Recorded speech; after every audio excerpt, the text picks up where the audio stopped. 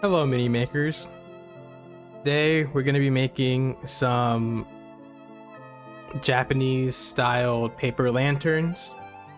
If you ever want to use them as basing bits or anything to make your dioramas a little bit more interesting, they're not very hard to do. So I'm just going to show you how to make a couple different styles. These can all be done without any type of add-ons.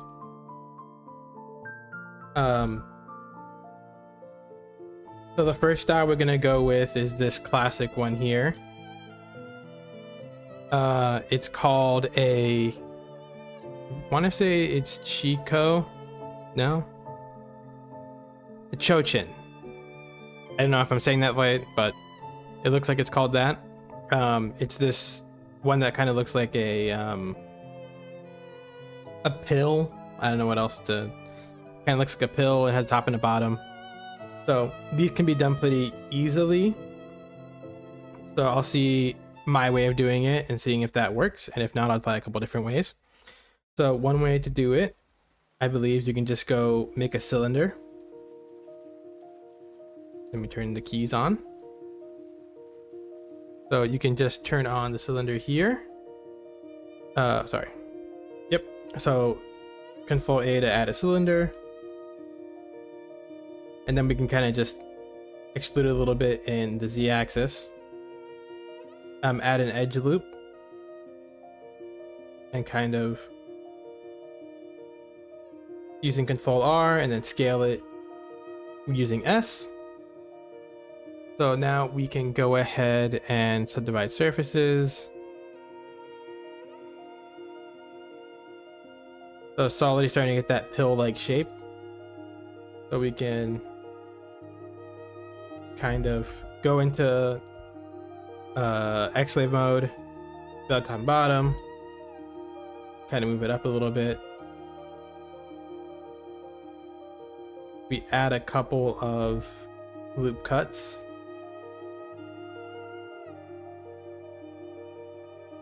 Or we probably don't really even have to add a loop cut. All we really have to do is add to the top and bottom. We can inset the faces at the top and bottom.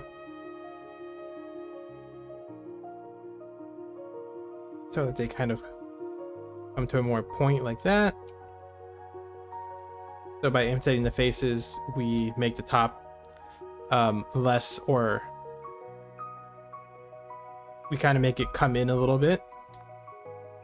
I'm just going to grab this edge loop in the middle by going to edit mode, going to select the edge mode and kind of scale it a little bit here until it starts looking how I want it to.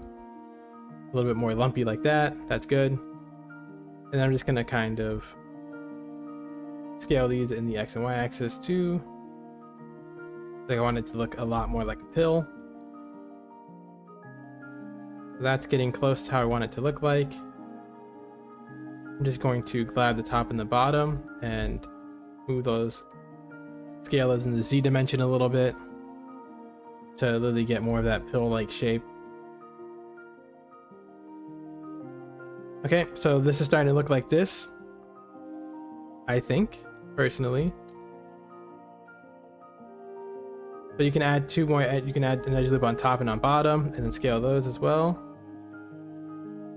And that's a bit closer to the design or shape of the Chochin lantern, which I may be saying wrong. I don't really know.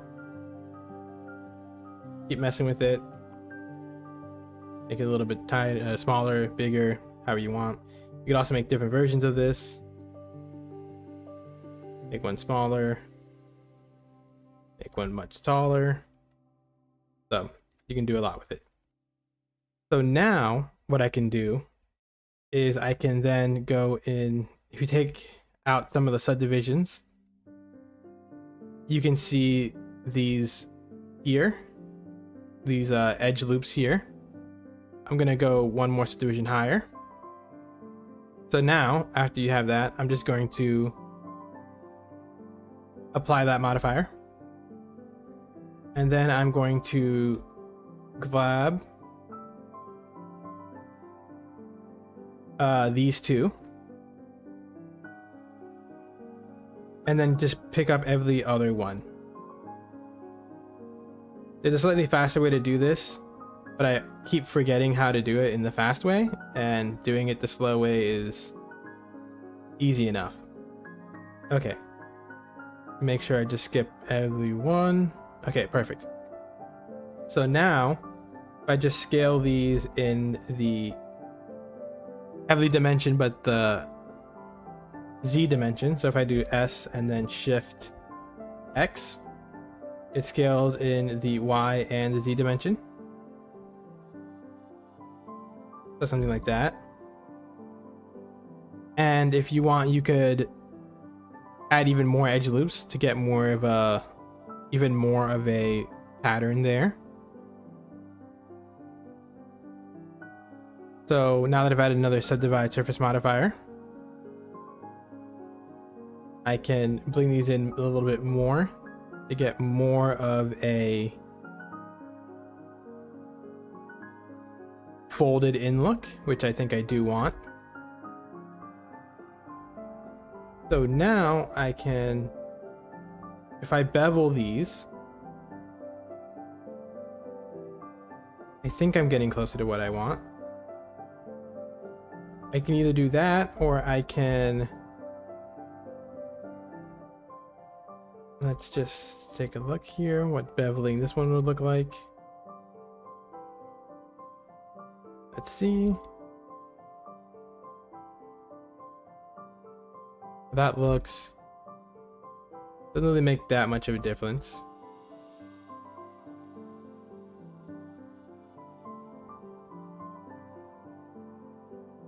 No, it doesn't really make that much of a difference.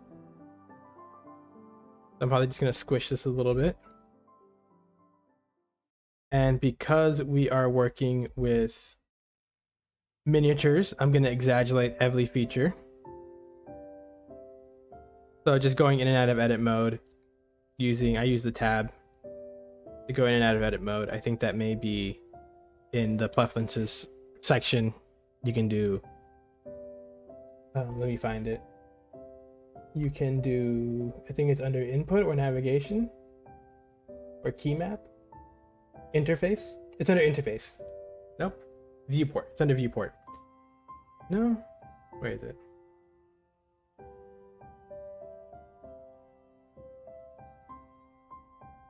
Navigation, no. Key map, no. System, I can find it.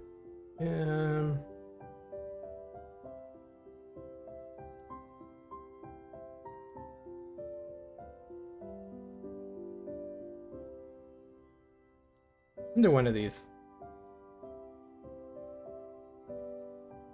I can't find it right now. But you can go into edit, you can go into your preferences and try to find it. So anyway, if I want to exaggerate these ridges here so they literally show up when I print the miniature, because if not, they have a tendency to kind of disappear. So I'm just going to select all the edge loops that I scaled in, and then I'm going to increase their mean crease value. This is also, I guess, how you make a whatchamacallit, a beehive. So now I like that, so I'm just going to add a cylinder, move it to the top here, scale it in the Z dimension, put one on top, and then I'm going to mirror this across the bottom in the Y dimension, the Z dimension. And then I'm going to subdivide surface modifier on it. And then I'm going to just inset the faces there, inset the top and bottom faces a little bit, and then add some edge loops top and bottom. And then we can just go into render mode, add a color to it to kind of see how it would look when we print it out and then paint it. I think I like how that looks. I can just imagine printing it and painting it and seeing how that would look. And that would look good on some type of base. Imagine painting a symbol here, any type of symbol. Yeah. That looks good. I think that looks good. So that is our first Japanese inspired lantern, Japanese style lantern. I think I may just scale it in the Z dimension a little bit, and then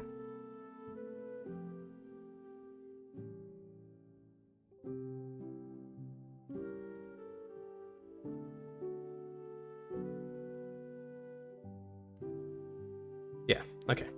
So now I like how that looks.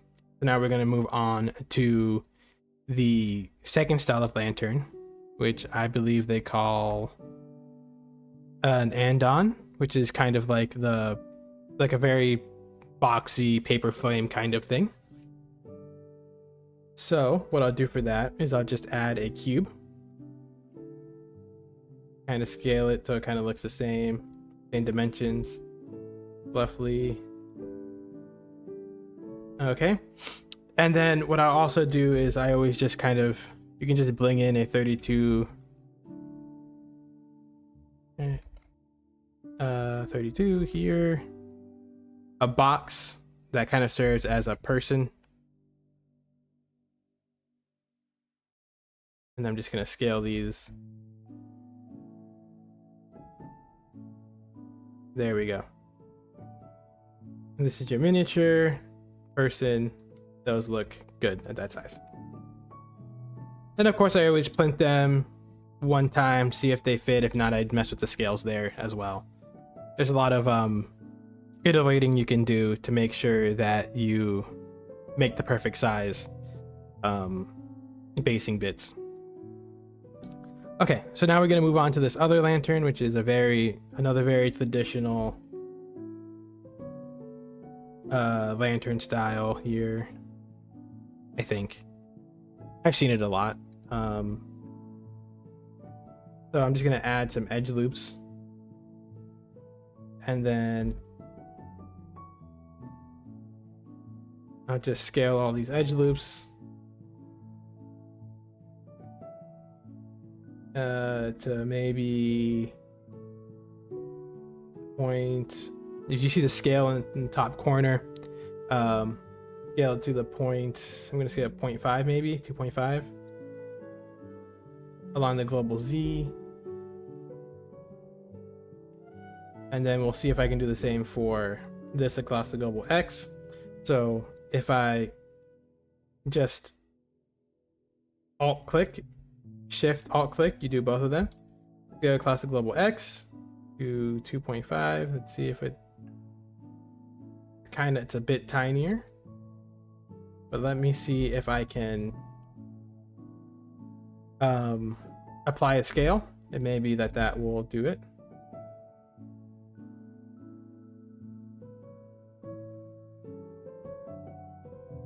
No, I think it's just because it's just a bit bigger in the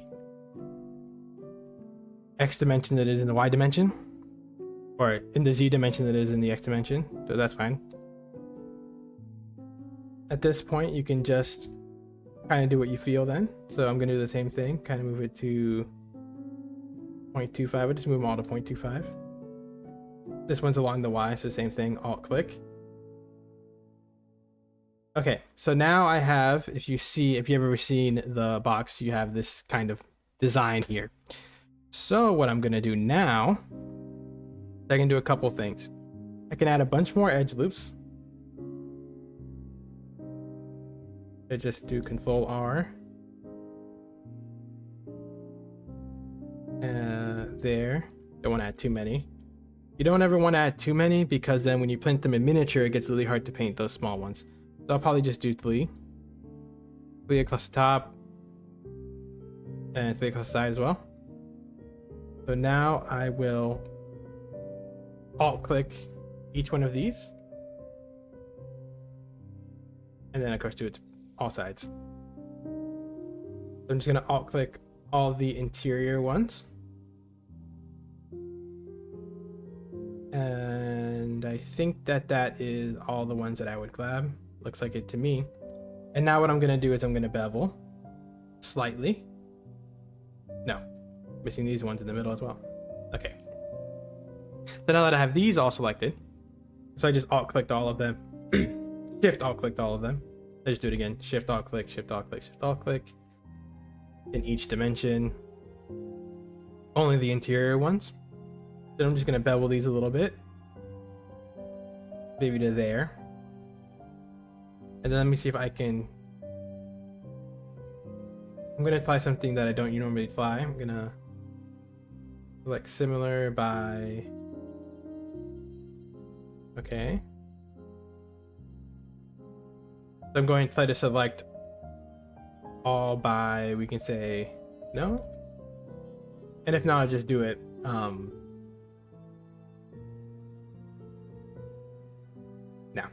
I'll just select all of them.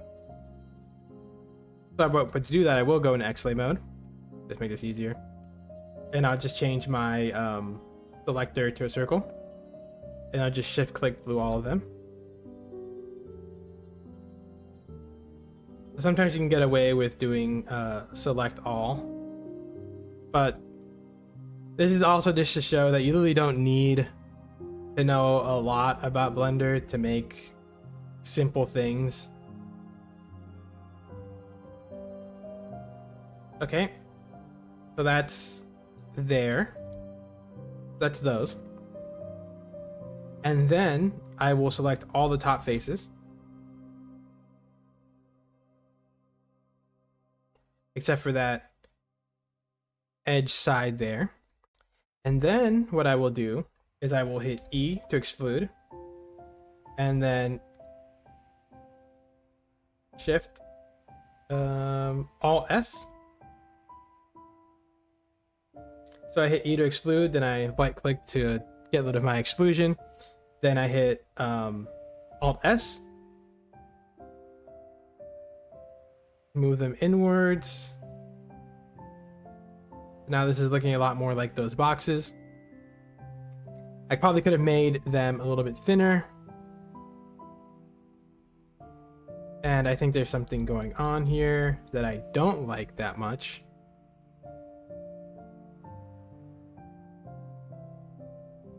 I'll show you how to fix it. I'll fix it myself too. So it's all looking, after I excluded it, it all kind of looked a bit even. Good way of saying it, which I didn't really like that much. So I'm just gonna do the same thing. E, escape, Alt S. I don't like how even everything looks. So now what I'm gonna do is well, turn on matte cap here just to see it a little bit better. Depth of field, cavity. Okay. So now what I'm going to do is I'm going to go back in XLA mode. Change my selector back to a cube. And then I'll make some of these a little bit thinner.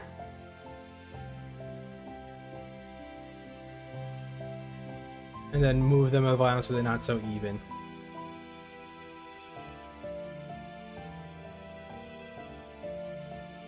And then I'll probably make these two thinner here on this dimension. And then I will make them thinner by going to the individual origins and then scaling them in the X dimension there. And then I will do the same for this side here. I'll probably exaggerate that a little bit as well.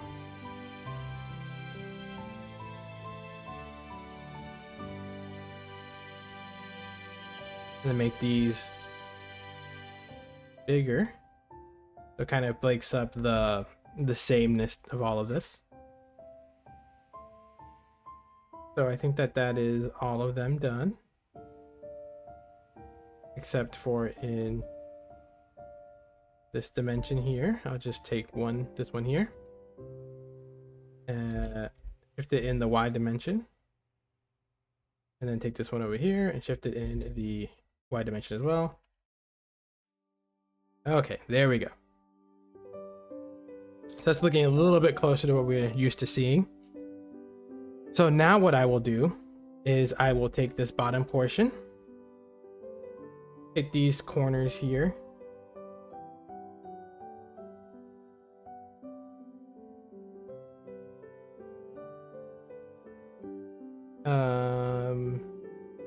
maybe I'll just take the outside edge of all of them.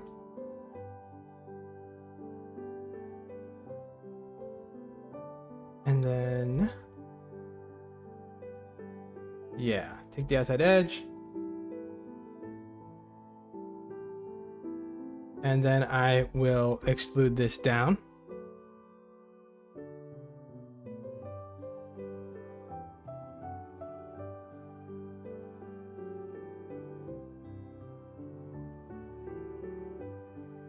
And that kind of looks like it, but what I'm going to do instead is I will just grab the corners here. These corners are a little bit off dimensionally. That's fine.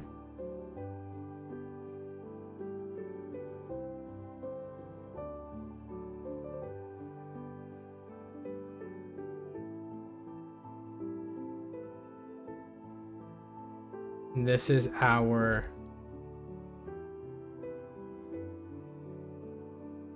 other style of Japanese lantern. I'll probably pull the top up as well. Just these corners though.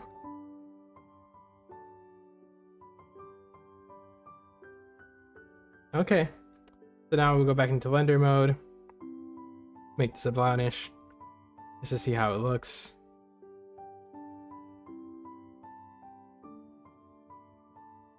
It's very simple. I may have made these faces a bit too deep, so what I'll do is I'll just go again. Click all the interior faces here.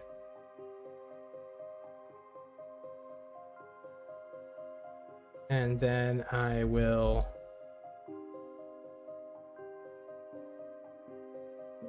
do the same thing where I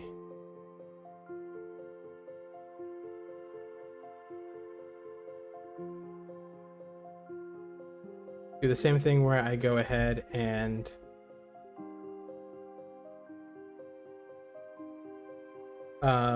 just scale them using Alt S outwards instead of inwards. I can just Alt S outwards slightly instead of inwards. And there we go. This is our second style of Japanese lantern. Just uses another basing bit. And then I'm probably going to go ahead and make a third style of lantern, which they call the Bonbori, which is kind of looks like the lanterns you see in the West over here, where I am currently at, which is the West. So the way you do that is you can go ahead and this is probably the simplest one. You can add a cylinder. I think you want to change it to 8 sides. And then you want to scale it a little bit like you did the other ones.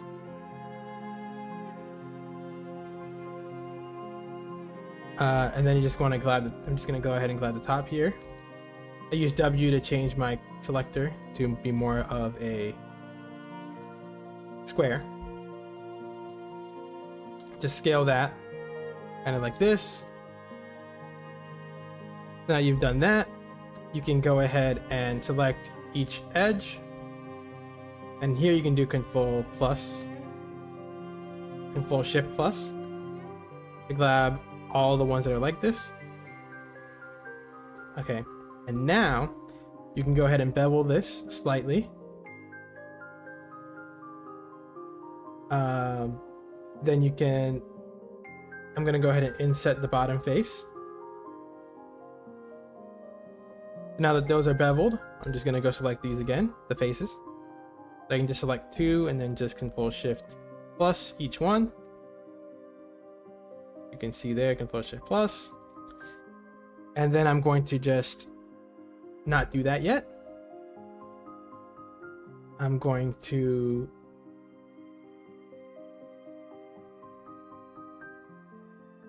just Control Shift plus again, do the same thing, and then do it for this top one. And then I'm just going to grab the entire top edge loop by Shift Alt clicking the edge loop. So you just click on the nearest edge and it'll select all those. And then I'm going to just grab these bottom pieces here.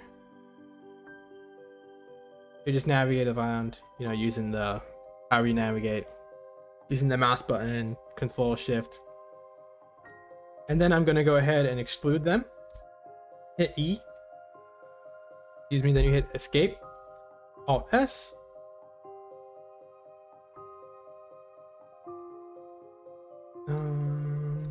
Maybe just S? Nope. I'm just gonna Shift Z then. Okay, we'll just do that. Shift Z. Then we'll unselect everything but the bottom ones. And then, oh, I see why. So the reason it wasn't working is because I had selected individual origins. Let me undo individual origins. There we go. Actually, I'm actually just not gonna do the bottom ones first. I'm just gonna do these by Alt Z or Shift S to scale, then Shift Z to scale these first. Now that these are scaled, I'll grab the bottom pieces and exclude these downwards as well. And then I just scale them to the center like that. Unless there's also a bottom one that I missed. I did. So I'm just gonna undo these. So when making miniatures and models and stuff like this, you always want to just constantly use references because it looked weird. So I'm not making exactly what I see, because what I see is a little bit thinner. What I see wouldn't work for miniature making as much. But when something starts looking weird, if you're looking at a real life reference, you can say, oh, that thing has something this doesn't. Oh, this is why it looks weird. So same once again. E, Escape, Shift, Alt, Z. Sorry, Shift S, Shift Z to scale on all of them but the X dimension. I had exclude twice there, I believe, so I'm just gonna merge any vertices. Yep. So if you notice yourself hitting E to exclude twice or multiple times, you may get duplicate vertices, and that may start messing up Boolean unions. It may start messing up 3D printing, may mess up a bunch of things. So if you do see yourself doing that a bunch of times, make sure you can just hit A to select all, merge by distance on the vertices. So go to vertice mode and then merge by distance. So now I'm just gonna grab these bits here. And then I'm going to go ahead and exclude these in the Z dimension.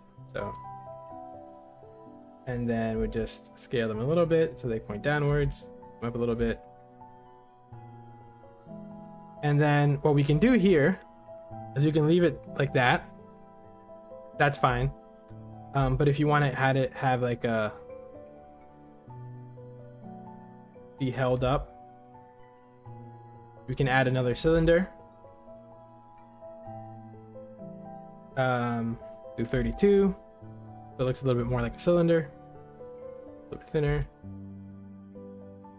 And then we can kind of post it up.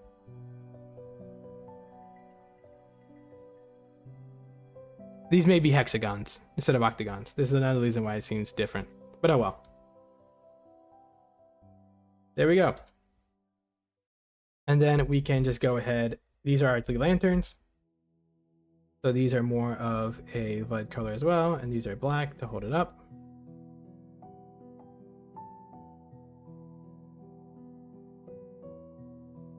So this is our 3 lanterns all together.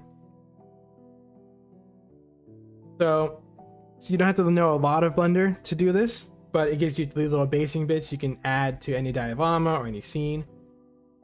It's a little bit thinner. And these are our 3 lanterns. Pretty easy. This one looks a little bit less like a lantern, and so I do this, and then you'll see it. Gonna make these pieces here. Gonna make them white. There we go. And the same thing in here. I'll add one and then make those white. Sign. There we go. These are our 3 lanterns.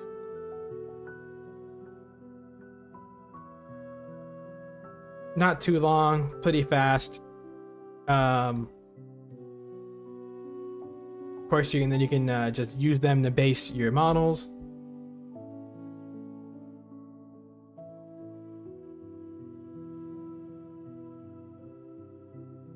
There we go. You can use these to base your models, add a little bit of interest to your diorama. You can do a lot with them. But anyway, that's how you make these lanterns.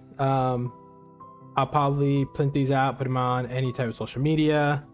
If you want to see how these get printed out, see how they actually look at the very end, just follow me on the links in my bio. All right, well, thank everybody for watching. These are pretty easy ones to do, pretty simple ones. So thank you very much for watching, everybody.